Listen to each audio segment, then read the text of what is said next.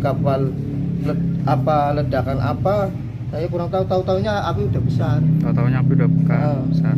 Dikasih tahu Sama tukang kapal 25.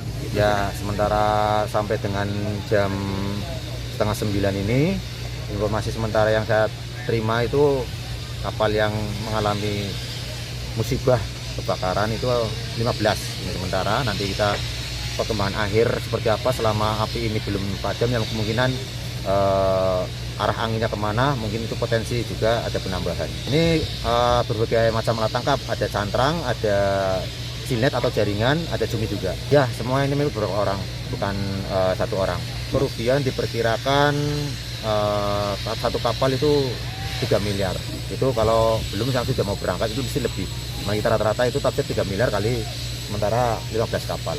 Itu berapa jumlahnya? Jangan lupa follow, like, dan subscribe sosial media Tribun Pantura.